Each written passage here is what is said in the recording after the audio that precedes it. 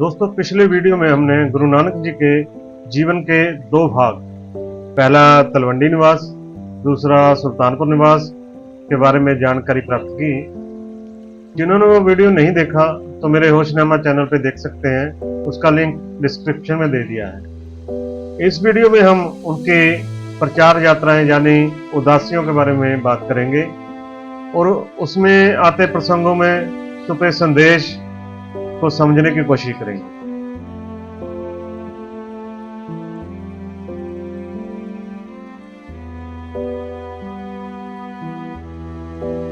दोस्तों, मैं होशियार सिंह होश आप सभी का बहुत बहुत स्वागत करता हूं।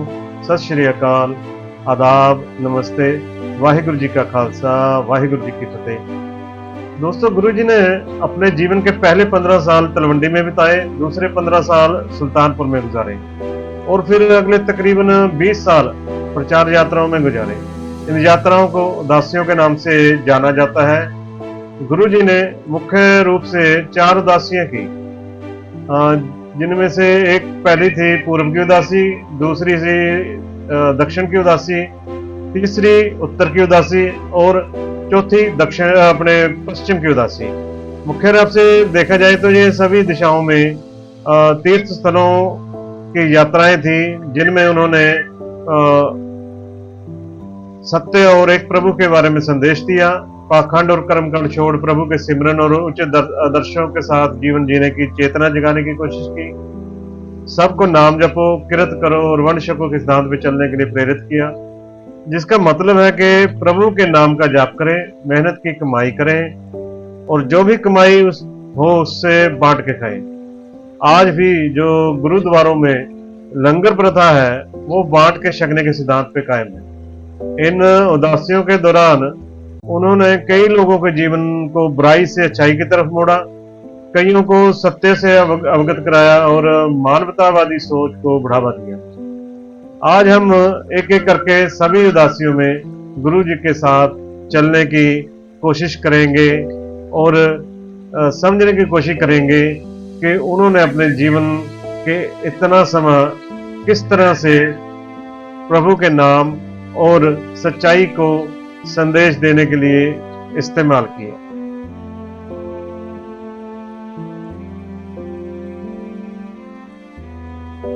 जब गुरुजी ने प्रभु का संदेश घर घर पहुंचाने के लिए यात्रा करने और सुल्तानपुर छोड़ने का फैसला किया तो मर्दाना जी को साथ चलने का आग्रह किया। तो कहते हैं कि मर्दाना जी परिवार की दुहाई देने लगे। बाबा जी ने कहा, परिवार तो मेरा भी है, लेकिन मुझे जो बड़े परिवार यानी दुनिया, उसके कल्याण की जिम्मेवारी उठानी है। अगर आप नहीं जाना चाहते तो ऐसा कीजिए, घर जाते वक्त बेबे यानी नानकी बहन से मिलते हुए जाना। मर्दाना जी ऐसे ही करते हैं और बेबे नानकी से मिलते हैं और बताते हैं कि बाबा नानक तो यात्रा पे जा रहे हैं और मैं घर वापस जा रहा हूँ। बेबे नानकी बड़े नाराज होते हैं और फटकार लगाते हैं कि कैसे साथी हो जो साथ छोड़ के जा रहे हो। मर्दाना बोले कि परिवार भी देखना है। तब भाई जयराम जी बोले, आप चिंता ना करें, जहां नानक के बच्चों की जिम्मेवारी हम लेंगे वहां आपके परिवार की जिम्मेवारी भी हमारी। मर्दाना जी अब बेफिक्र हो चलने के लिए तैयार हो जाते हैं। जब गुरु जी के जाने की खबर फैलती है तब घर वाले और ससुराल वाले सभी समझाने की कोशिश करते हैं, बच्चे और परिवार का वास्ता भी देते हैं।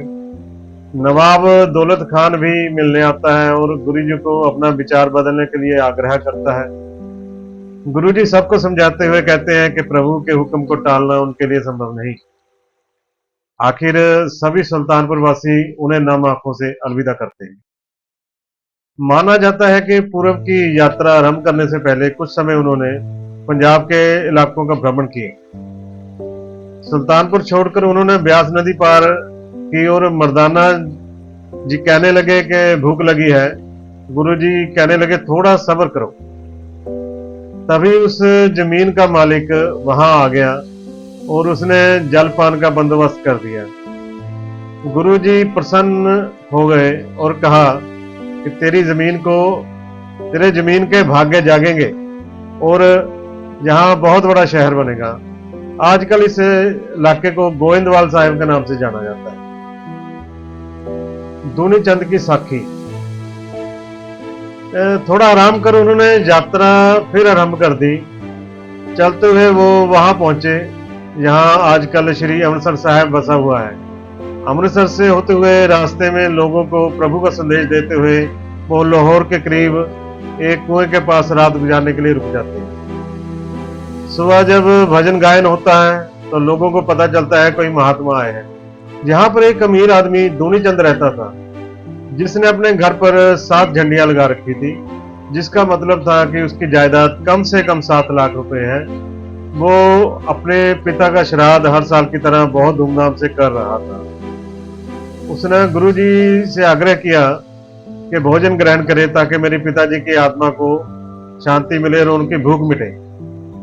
गुरुजी ने कहा ठीक है, और अपने पास एक सुई दूनी चंद को दी और कहा कि इसे संभाल कर रखना और मरने के बाद मुझे ऊपर दे देना। दूनी चंद बोला कि ये सुई मरने वाले के साथ नहीं जा सकती। तो गुरुजी बोले बिल्कुल ऐसे ही किसी का खाया तेरे मरे हुए पिता को नहीं मिल सकता। आदमी के साथ ही उसके कर्मों के अलावा कुछ और नहीं साथ जाता। दूनी चंद ने माथा टेका और अच्छे कर्म करने और लोक सेवा करने का प्रण लिया। उसने सभी झंडे उतार फेंके और गुरुजी का शिष्य बन गया। कहा जाता है कि बाद में उसने अपनी हवेली को धर्मशाला में तब्दील कर दिया था। अब साखी आती है भाई लालो जी की और मलिक भागो की। लाहौर में कुछ दिन गुजारने के बाद गुरुजी मर्दाना को लेकर सैयदपुर पहुंचे, जो कि आजकल पाकिस्तान का एमनाबाद शहर है। और जहां पर उन्होंने देखा कि मौलवी लोग जबरदस्ती इस्लाम कबूल करवाते हैं। हर कोई अपनी मान्यताओं को जबरदस्ती थोपने की कोशिश कर रहा था। ऐसे में गुरुजी का दलील और वाणी के जरिए बात समझाना सभी को कायल कर रहा था। उनके प्रचार के आगे पाखंड और जबर टिक नहीं पा रहा था। सैयदपुर में उन्होंने शहर का बाहरी डेरा लगा लिया था।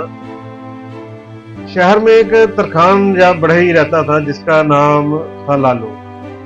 गुरुजी ने पूछा कि सारी उम्र लकड़ी तराशते रहोगे? तो भाई लालू ने चरण पकड़ कर कहा जो कहोगे करूंगा। गुरुजी ने आशीर्वाद दिया और भोजन परोसने को कहा। भाई लालू और उनकी पत्नी जी ने जो बन पड़ा वो एक अलग चौके में लगा दिया। गुरुजी ने कहा कि हम सब इकट्ठे ही भोजन करेंगे। हमारी नजर में कोई छोटा बड़ा नहीं है। खाने के बाद भोजन करने के बाद भजन बंदगी भी की और पास के लोग भी इस सत्संग में जुड़े। ऐसा कठोर सत्संग बड़े जाति वालों और अमीरों के घरों में हुआ करता था। तो स्वाभाविक भी है कि बड़े अमीरों को ईर्ष्या होने लगी। सैयदपुर में वहां के हाकिम जालिम खान का एक अधिकारी मलिक भागो रहता था, जो कि काफी दुष्ट प्रवृत्ति का था। उसने पाप के जरिए बहुत सारी धन दौलत इकट्ठी कर रखी थी। उसने ब्रह्म भोजन का आयोजन किया और सभी वर्णों के लिए अलग अलग भोजन तैयार करवाया।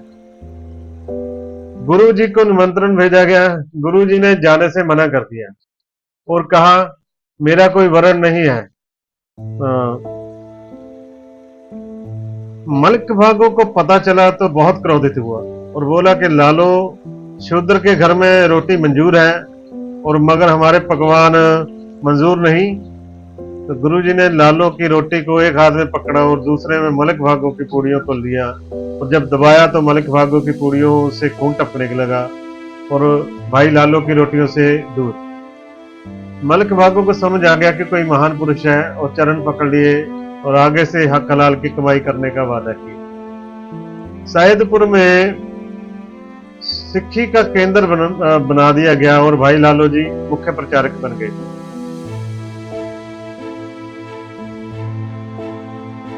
अब साखी सज्जन ठग की। सैयदपुर कुछ समय ठहरने के बाद गुरुजी मुल्तानपुर के कस्बे तुलंबा में पहुंचे। कस्बे से थोड़ा पहले एक शानदार और काफी बड़ी हवेली थी। इसके मालिक का नाम शेख सज्जन था। हवेली के एक तरफ मंदिर था और एक तरफ मस्जिद।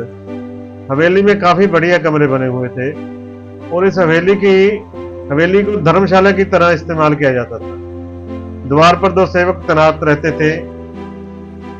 कहने को सज्जन एक नेक दिल इंसान था, मगर असल में एक लुटेरा था। उसके सेवक राहगीरों को रात रुकने का आग्रह करते और उनके भोजन का प्रबंध भी करते, लेकिन जो मालदार असामी होती थी उसे कत्ल कर उसका सामान लूट लेते और जिसके पास कीमती सामान ना होता हो उन्हें छोड़ देते। ऐसे में लोगों में उसका गुणगान भी होता रहता और उसकी काली करतूतें भी छुपी रहती। गुरुजी को भी मोटी असामी समझ रात रुकने के लिए आग्रह किया गया और गुरुजी ठहर गए। रात को जब सज्जन मिलने के लिए आया और भोजन के लिए आग्रह किया तो गुरुजी बोले, बस संध्या भोजन कर लेने दो, फिर करते हैं। गुरुजी ने मर्दाना को रबाब जाने के लिए कहा और गाने लगे। उजल कहा चिलकना घोटम कालड़ी मस, धोतिया झूठ न उतरे जे सो धोवा तिस, सज्जन सही नाल में चलदिया नाल चलन, जिथे लेखा मंगिए तिथे खड़े दिस। शब्द सुनते ही सज्जन भाप गया कि गुरुजी उसकी करतूतों को जानते। जैसे कांसे के बर्तन को जितना भी धो लीजिए उसकी कालिक खत्म ही नहीं होती, ऐसे ही बाहरी दिखावट और सजावट से अंदर की बदहाली ठीक नहीं होती। शब्दों के बाण ऐसे दिल में चुभे कि मन गलानी से भर गया। गुरुजी के चरण पकड़ के बुराई से तौबा की और उसके बाद वो सचमुच का सज्जन पुरुष बन गया। अब आगे साखी है नानू पंडित और सूरज ग्रहण। पंजाब का चक्कर लगाने के बाद जब उन्होंने पूरब की तरफ जाने का फैसला किया तो चलते हुए वो कुरुक्षेत्र की धरती पे पहुंचे। उस दिन संयोग से सूरज ग्रहण भी था। वहां एक शिकारी गुरुजी को हिरण का मांस भेंट करता है। गुरुजी मर्दाना को मांस पकाने के लिए कहते हैं और मर्दाना जी वैसे ही करते हैं। तभी पंडितों की टोली, जिसकी अगुवाई नानू पंडित कर रहा था, धुआं देखकर गुरुजी के पास आते हैं और कहते हैं कि सूरज ग्रहण के समय खाना नहीं पका सकते और मांस पकाने और खाने वाले तो नरक को जाएंगे। गुरुजी बोले, पेट की आग बुझाने के लिए खाना पकाना और खाना बुरा नहीं, बल्कि झूठ बोल के लोगों को लूटना पाप है और कोई दान पाप को धो नहीं सकता। सिर्फ पश्चाताप और प्रभु स्मरण से ही पाप धो सकते हैं। और कहा कि साग और मांस में कोई फर्क नहीं, दोनों में जीवन होता है। सारी उम्र मांस से लिप्त इंसान कैसे मांस की बुराई कर सकता है। उन्होंने शब्द फरमाया, मांस मांस कर मूर्ख झगड़े, ज्ञान ध्यान न जाने, कौन मांस कौन साग कहावे, किस में पाप समाने। और कहते हैं, मासो निम्मे मासो जम्मे, हम मासे के भांडे, ज्ञान ध्यान कुछ सूझे नहीं, चतुर कहावे पांडे। बाहर का मांस मंदा स्वामी, घर का मांस चंगेरा, जी जंत सब मासो होए, जी लया बसेरा। नानू पंडित को अब समझ पड़ी कि कर्म कांड सब व्यर्थ है और सिमरन के अलावा कोई छुटकारा नहीं, तो गुरु जी को नमन कर उनका शिष्य बने। आगे साखी हरिद्वार से अपने खेतों को पानी देने वाली है। गुरु जी जब हरिद्वार पहुंचे, जो कि पुराना तीर्थ स्थल है, तो वहां पर बैसाख का मेला लगा हुआ था। उन्होंने देखा कि लोग सूरज की तरफ जल अर्पण कर रहे हैं। पूछने पे पता चला कि अपने पितरों को पानी चढ़ा रहे हैं। गुरुजी ने पूछा कि पितर लोग कितनी दूर हैं?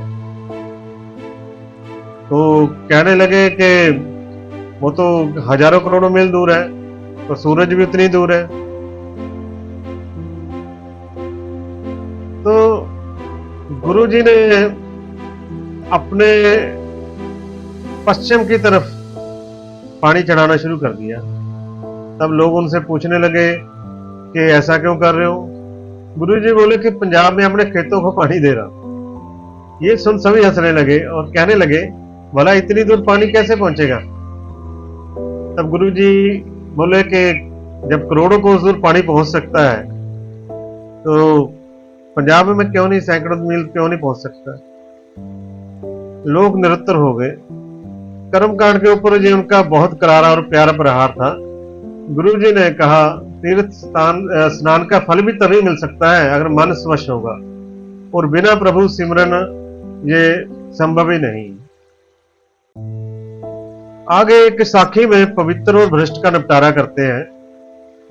हरिद्वार में वापस अपने रहने वाली जगह पर आकर गुरुजी मर्दाना जी को खाना बनाने की तैयारी करने को कहते हैं और खुद पास की झोपड़ी से आग लेने के लिए जाते हैं। पास की झोपड़ी में एक ब्राह्मण साधु रहता था।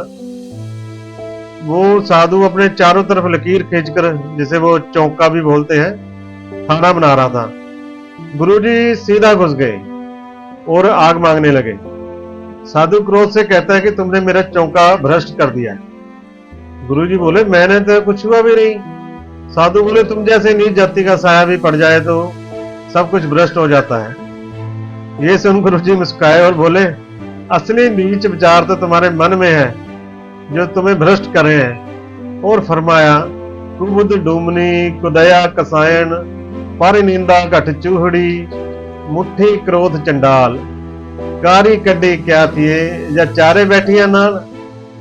साधु की आंखें खुल जाती हैं कि असली नीचता तो विचारों की है, और गुरुजी से क्षमा मांगता है और गुरुजी का शिष्य बन जाता है।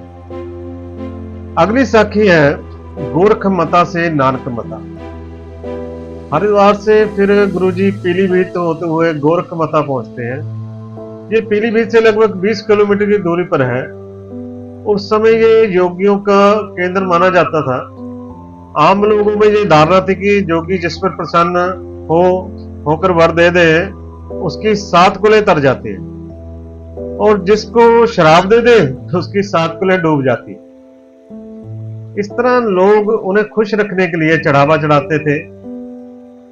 गुरुजी को ऐसा शोषण और भय अच्छा नहीं लगा। उन्होंने जोगियों को मठ के पास कीर्तन शुरू कर दिया, जिसे सुन योगी भंगरनाथ और उसके साथी आ गए और सवाल पूछने लगे। गुरुजी ने सभी सवालों के बड़े सलीके से जवाब दिए और समझाया कि असली योगी तो वो है जो गृहस्थ में रहते हुए भी परमात्मा से जुड़ा रहे और दूसरों को भी परमात्मा से जोड़े। सिर्फ योग या योगी का वेश धारण करने से योगी नहीं बना जा सकता। योगी गुरुजी के विचारों से इतना प्रभावित हुए कि उन्होंने गोरख मथा का नाम नानक मथा रख दिया। यहां से आगे चलने पर जगह विश्राम के लिए रुके तो एक रीठे के पेड़ के नीचे बैठ गए। मर्दाना जी ने कहा बाबा जी भूख लग रही है। गुरुजी ने एक टहनी को पकड़ा और कहा इस टहनी के रीठे खा लो। मर्दाना जी ने जब रीठे खाए तो बहुत मीठे थे, लेकिन लालच बस जब बाकी सभी टहनियों के भी खाने की कोशिश की तो देखा कि टहनियों के जो रीठे हैं बहुत ही कड़वे हैं। तब गुरुजी ने कहा कि लालच में मत आओ, जिसको कहा जितना कहा उतना करो। आज भी यहाँ पर ये रीठे का वृक्ष कायम है और जगह को गुरुद्वारा, इस जगह पे गुरुद्वारा रीठा साहिब से शोभित है। साखिया जी बनारस के पंडित चतुरदास को उपदेश देना। गुरुजी लोगों को मानवता का संदेश बांटते हुए बनारस पहुंच गए। बनारस काशी ये विद्या और विद्वानों की नगरी के रूप में मशहूर था। गुरुजी ने ऐसा भेष बनाया जिससे पता ना चले कि कौन से धर्म का है, और मशहूर चौक था उसमें जाके बैठ गए। तो लोग उनके पास इकट्ठा होने लगे और जो उनकी अगुवाई कर रहा था वो पंडित चतुरदास था। चतुरदास पंडित ने पूछा कि कौन से धर्म के हो। ना कोई मुस्लिम निशान दिख रहा है, ना कोई हिंदू निशान दिख रहा है। तो गुरुजी ने कहा कि जितनी बाहर की निशानियां हैं ये सब व्यर्थ है। प्रभु का नाम जपने और नेक काम करने के लिए किसी निशानी की जरूरत नहीं होती, क्योंकि प्रभु का कोई धर्म या निशानी नहीं होती। पंडित चतुरदास श्रद्धा से भरकर बोला कि ऐसा लगता है जैसे खुद हरि हमारा उद्धार करने आया हो। जितने दिन गुरुजी बनारस में रहे, प्रभु के सिमरन और मानवता की भलाई का संदेश देते रहे। चतुरदास और कई लोग उनके शिष्य बन गए थे। समकालीन भक्तों से मिलने और राजा शिवनाथ का उपदेश, ये आगे आगे साखी आती है। बनारस में रहते हुए जब उनकी ख्याति बढ़ी तो दुनिया उनके दर्शन करने और मिलने के लिए आने लगी। माना जाता है भक्त रविदास जी गुरुजी को मिलने यहीं पे आए थे और कबीर जी से मिलने के लिए गुरुजी मगहर गए थे और 7 दिन वहां रहे थे। यह भी माना जाता है कि कबीर जी की और रविदास जी की रचनाएं थी, वो भी यहीं पे गुरुजी को दी गई थी। बनारस का राजा शिवनाथ जब गुरुजी से मिलने आया तो अपने मन की व्यथा बयान करते हुए बोला कि गुरुजी, संसार में उलझ कर रह गया हूं, ऐसे तो मुक्ति मुश्किल है। गुरुजी ने उसे संसार में रहते हुए मुक्ति का रास्ता बतलाया। कहा, राज को सेवा की तरह करे, गरीबों की मदद करे और संयम और सहनशीलता को अपना गहना बना ले। शिवनाथ ने सत्य वचन कहकर ऐसा ही करने का प्रण लिया और गुरुजी का शिष्य बन गया। अब आगे साखी है जी, गया में पंडितों को उपदेश देना।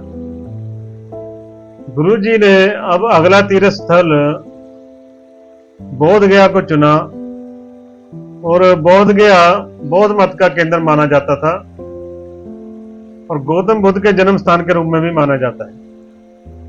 कुछ ब्राह्मणों ने बौद्ध मठ के सामने एक थड़ा बना लिया था और वहां बैठे दावा करते थे कि वो हिंदुओं के 7 कुलों के पितरों की मुक्ति करवा सकते हैं और जो कुछ यहां दान दिया जाएगा वो पितरों को मिलेगा। गुरुजी उनके ऐसे पाखंड वाली और कुतर्क बातों को सुनकर बहुत हंसे तो नाराज पंडित इकट्ठा होकर गुरुजी पर क्रोध करने लगे। गुरुजी बोले, झूठ बोलने की सभी सीमाएं आप पार कर चुके हो और मुझ पर क्रोधित हो रहे हो। कुछ तो भगवान से डरो। मुझे तो ऐसा मूर्खतापूर्ण दावों पर हंसी आती है। अगर तुम सच्चे हो तो बताओ कि मेरी पहली पीढ़ी के पितृ कहाँ हैं और तुम्हें उनका पता कौन देकर गया है। धर्म और कर्म कांड के नाम पर लोगों को ठगना बंद करो, प्रभु का नाम जपो, नहीं तो तुम्हारा खुद का जन्म भी व्यर्थ हो जाएगा। गुरुजी की तरह संगत बातों का उत्तर किसी के पास ना था। शर्मसार होकर आगे से ऐसा ना करने का वचन गुरुजी को दिया। आगे साखी है जी, सालिसराय जौहरी को शिक्षा देना। बोध गया से होते हुए जब पटना पहुंचे तो गंगा नदी पर काफी विशाल मेला लगा हुआ था। गुरुजी ने गंगा किनारे डेरा जमा लिया और कीर्तन बंदगी शुरू कर दी। कीर्तन के बाद मर्दाना जी बोले, अगर कुछ पैसे होते तो गुरुजी को सामान ही खरीद लाता। गुरुजी मुस्कुराए और एक पत्थर मर्दाना जी को देकर बोले, किसी अच्छे जौहरी को देकर पैसे ले लेना। मर्दाना जी बोले, ये तो काफी कीमती लगता है और वो बाजार की तरफ चले गए। कोई जौहरी ना मिला जो उसकी सही कीमत बता पाता। तब किसी ने सालिसराय जौहरी का पता बताया। सालिसराय पत्थर को देखकर बोला, ये तो अनमोल है, इसकी कीमत देना मुश्किल है, मगर तुमने इसको मुझे देखने दिया, इसके बदले मैं तुमको 100 रुपए तो दे ही दूंगा। मर्दाना जी पैसे और पत्थर लेकर वापस लौट आए। गुरुजी ने मर्दाना जी को वापस भेज दिया और कहा कि उसको कहना हमें भीख नहीं चाहिए। लेकिन सालिसराय ने पैसे ना लिए। बार बार कहने पर जब ना लिए तो मर्दाना जी पैसे वहीं फेंक कर आ गए। सालिसराय ने नौकर को पीछे भेजा। नौकर ने वापिस आकर बताया कि कोई महापुरुष है जिसका वो पत्थर था। सालिसराय ने खाने का सामान और उपहार लेकर गुरुजी के पास नौकर को लेकर पहुंचा और नतमस्तक होकर बोला कि आप तो अपने हीरे से भी कहीं ज्यादा कीमती हो। आपके दर्शन से मैं धन्य हो गया। गुरुजी ने प्रभु सिमरन जैसा अनमोल हीरे की दात सालिस जौहरी के झोली में डाली। सच में प्रभु नाम से बड़ा कोई हीरा नहीं, उसे पाने के लिए जौहरी जैसी परख होनी भी उतनी ही जरूरी है। अब आगे साखी है भूमिया चोर की। गुरुजी बोध गया से चलकर पटना होते हुए ढाका के नजदीक एक गांव में पहुंचे। यहां पर एक भूमिया नामक जागीरदार रहता था। उसका असली काम राहगीरों को लूटना था। दिखावे के लिए भंडारा वगैरह लंगर वगैरह लगाता रहता था। गुरुजी और मर्दाना जी भी उसके पास गए तो गुरुजी ने पूछा, भाई क्या काम करते हो? तो भूमिया ने सच बोलते हुए कहा कि चोरी करता हूं जी। गुरुजी ने पूछा, तो फिर लंगर और भंडारा क्यों लगाते हो? तो बोला कि ऐसा करने से मेरा पाप की कमाई जो है वो शुद्ध हो जाएगी। गुरुजी ने खाना खाने से मना कर दिया और कहा, जब तक तुम ये गलत काम नहीं छोड़ते हम खाना नहीं खाएंगे। भूमिया बोला कि ये तो मेरा पुश्तैनी काम है और इसे छोड़ना नामुमकिन है। गुरुजी मुस्कुराते हुए बोले, ठीक है, नहीं छोड़ सकते तो कम से कम मेरे 3 वचन मानने का संकल्प करो। पहला वचन है कि किसी से झूठ नहीं बोलोगे,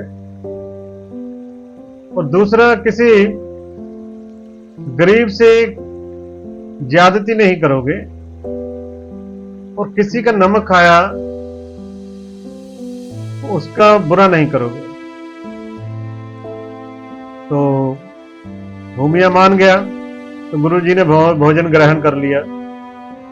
कुछ दिनों में ही भूमिया चोर था, वो अच्छे अच्छे कपड़े, सुंदर कपड़े पहनकर घोड़ा लेकर राजा के महल पहुंच गया। दरबार ने पूछा कि भाई कौन हो?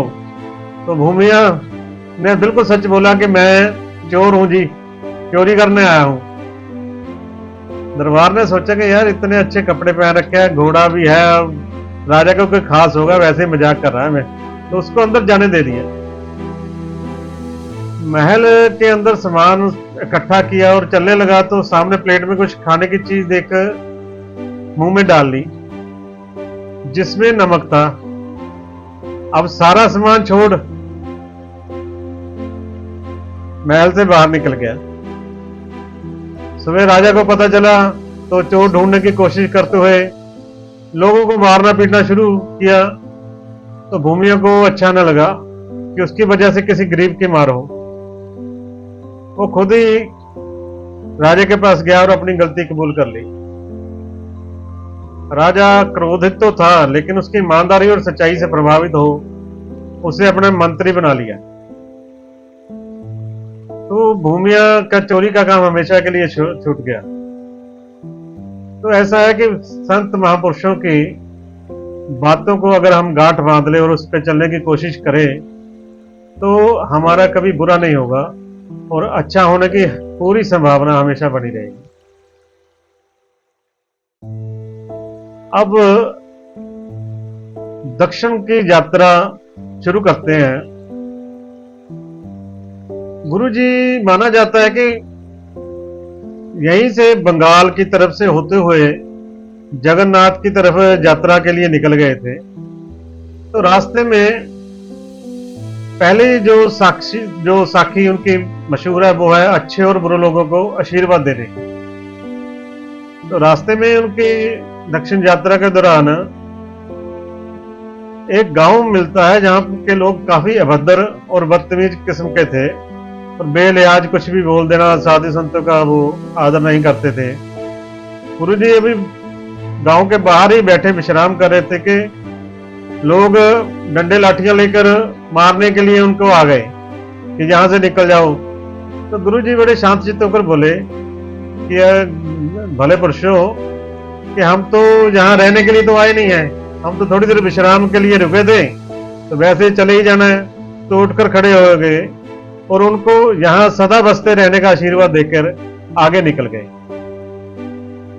आगे बढ़े तो आगे गांव में पहुंचे तो वहां के लोग बड़े नेक दिल और भले थे। उन्होंने गुरुजी और मर्दाना जी की खूब सेवा की। गुरुजी ने जाते समय उन्हें उजड़ जाने का आशीर्वाद दिया। मर्दाना जी बहुत हैरान हुए कि ऐसा आशीर्वाद क्यों दिया जी? जो नेक थे उनको तो बुरा आशीर्वाद दिया और जो बुरे थे उनका अच्छा आशीर्वाद दिया। तो गुरु जी ने समझाया कि मर्दाना जी, जो लोग बुरे लोग हैं, उनकी बुराई की बदबू इतनी है, जहां भी जाएंगे वो बदबू ही बुलाएंगे, तो उनका यही बसे रहना ठीक है। और जिनके अंदर नेकी है, वो नेकी की सुगंध हर ओर बिखेरेंगे, इसलिए उनका उजड़ जाना ठीक है, ताकि वो अपनी नेकी की सुगंध सभी तरफ फैला सके। इसलिए हमने ऐसा आशीर्वाद दिया। मर्दाना जी मानी मन बहुत ही ज्यादा हैरान और संतुष्ट भी हुए गुरु जी का जवाब सुनकर। अब है जी साखी जगन्नाथ मंदिर और उसकी आरती की। गुरु जी चलते चलते जगन्नाथपुरी पहुंचे, जो कि जगन्नाथ मंदिर के लिए मशहूर है। ऐसा माना जाता है और धारणा है कि वहां की मूर्तियों को विश्वकर्मा के हाथों द्वारा बनाया गया था। यहाँ की आरती भी बहुत मशहूर है। गुरु जी आरती के समय मंदिर में जाने की बजाय बाहर खुले मैदान की तरफ चले गए। लोगों ने पूछा कि ऐसा क्यों कर रहे हो? तो बोले कि जो जगत का नाथ है, उसकी आरती तो हर वक्त हो रही है। तब किसी ने सवाल किया कि वो कैसे गुरुजी? तो गुरुजी ने कहा कि पूरा तारामंडल, पूरी सृष्टि ही आरती कर रही है। गगन रूपी थाल में सूरज और चांद दीपक की भांति जल रहे हैं, और पूरा तारामंडल जनक मोतियों की तरह है। और उन्होंने शब्द उच्चारा कि गगन में थाल, रव चंद दीपक बने, तार का मंडल जनक मोती, कैसी आरती होए भवखंडना तेरी आरती, अनहता शब्द बजंत भेरी। कहा जाता है कि रविंद्रनाथ टैगोर ने कहा था, अगर कोई पूरे ब्राह्मण का गीत माना जाएगा तो यही आरती होगी। इससे आगे साखी है जी रोहेला खंड की। जगन्नाथपुरी के बाद अब आगे बढ़ते हुए रोहेला खंड का इलाका आया, जहां का सरदार या मुखिया बहुत क्रूर था, जो लोगों को कैद कर उनसे मजदूरी वगैरह करवाया करता था, और खाने पीने के लिए नाम मात्र ही दिया करता था। जैसे बंधुआ मजदूर आज की डेट में कई समझते होंगे कि वैसे उस तरह का काम करवाता था। गुरुजी और मर्दाना जी वहां गए तो उनको भी कैद कर लिया गया, और गुलामों की तरह उनसे काम भी करवाया गया। संध्या में जब गुरुजी कीर्तन करने लगे तो वहां के सरदार के कानों में अमृत रस घोलती आवाज पड़ी।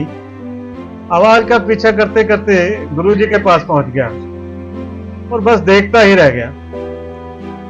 गुरुजी को तुरंत छोड़ने का आदेश दिया और माफी भी मांगी। गुरुजी ने कहा, सभी को छोड़ो और नेकी पर चलो, और प्रण भी करवाया, तो सहज ही मान गया। कुछ दिन गुरुजी को अपने पास रखने की विनती की और खूब सेवा भी की।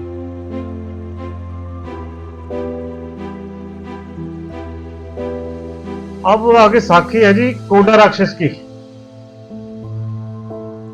कोचीन से आगे की तरफ बढ़ते हुए आंध्र प्रदेश के जंगलों में जब पहुंचे तो जंगल बड़ा घना और भयानक था। यहाँ पर कुछ जंगली लोग ऐसे भी थे जो आदमखोर थे। उनमें से एक आदमखोर था जिसे राक्षस प्रवृत्ति होने की वजह से कोडा राक्षस कहकर संबोधन किया गया है।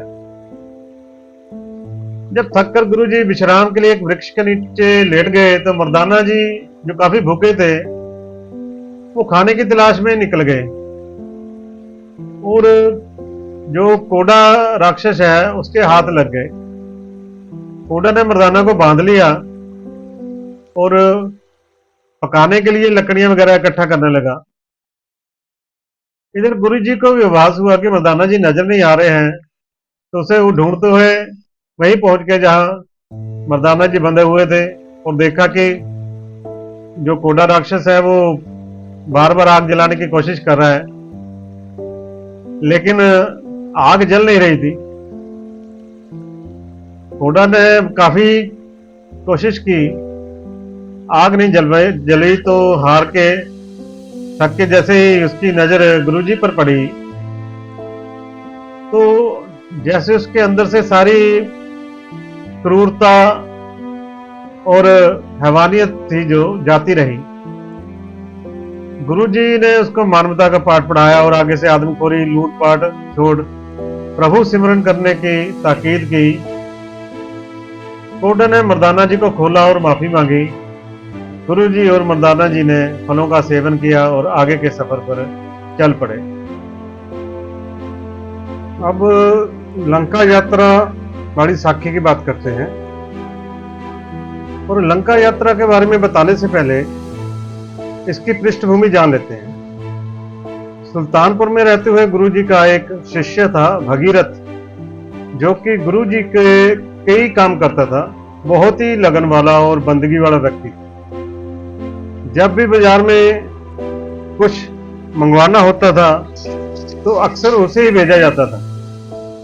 ऐसे ही एक दिन उसकी मुलाकात एक व्यापारी मनसुख भाई से हुई, जो कि भागीरथ की बातों से काफी प्रभावित हुआ और पूछने पर भागीरथ ने बताया कि सब गुरु नानक जी की कृपा है। मनसुख भी नानक जी के दर्शन करने सुल्तानपुर आता है और गुरुजी से मिलकर उनका शिष्य बन जाता है और उसका व्यापार इतना फैलता है कि लंका तक उसको जाना पड़ जाता है। तो वहां पे लंका में राजा शिवनाभ था। शिवनाभ ने सभी आदेश करवा रखा था सभी के लिए कि वो हिंदू रीति रिवाजों से ही पूजा करेंगे और शिवलिंग की पूजा करेंगे। मगर मनसुख गुरुजी की वाणी पढ़ा करता था। लोगों ने राजा से शिकायत कर दी और राजा ने पकड़कर उसे कारागार में डाल दिया। लेकिन मनसुख जरा भी नहीं घबराए और अपना नित्यनेम बंदगी करते रहे। राजा को जब पता चला तो खुद मिलने गया और उनकी बातों से बहुत प्रभावित हुआ और गुरुजी से मिलने की इच्छा व्यक्त की। यहां तक कि पंजाब जाने की बात तक भी सोच ली थी। मनसुख जी ने कहा कि इतना उतावलापन ठीक नहीं, आप उनको मन से याद करें, आपको एक दिन जरूर मिलेंगे। अब राजा की बात फैल गई कि वो नानक जी का इंतजार कर रहे हैं, तो कई ढोंगी साधु भी वहां आए, नानक की तरह भेष बदल के, नानक का नाम लेके। लेकिन जो शिवनाभ ने काफी परीक्षा बना रखी थी जो कोई भी पास ना कर पाया, क्योंकि राजा ने सोच लिया था कि गुरु नानक कोई छोटे मोटे फकीर नहीं है, वो बहुत पुण्य आत्मा है, तो उनकी परीक्षा में आसानी से पास हो जाएंगे। ऐसे जब गुरुजी सचमुच में वहां पहुंचे तो शिवनाभ ने बड़ी सुंदर सुंदर स्त्रियां गुरुजी को लुभाने के लिए भेजी, लेकिन वो सफल ना हो पाई। गुरुजी ने कहा, बच्चियों, प्रभु का नाम जपो, अपना जन्म सफल करो। और उन्होंने शब्द उच्चारा कि गाछो पुत्री राजकुमार, नाम भणो सच दोत सवार। मोहने के लिए आई हुई सुंदरियां खुद ही मोहित होकर रह गई और गुरुजी के चरणों में ढह पड़ी। राजा को पता चला तो समझ गए कि नानक जी ही आए हैं, तो भागा हुआ पहुंचा और दर्शन कर प्रसन्न हो गया और उसकी खुशी का कोई ठिकाना ना रहा। गुरुजी का शिष्य बन गया। गुरुजी ने उनको कई तरह के वचन दिए और सिक्खी उपदेश सिद्धांत सब समझाए।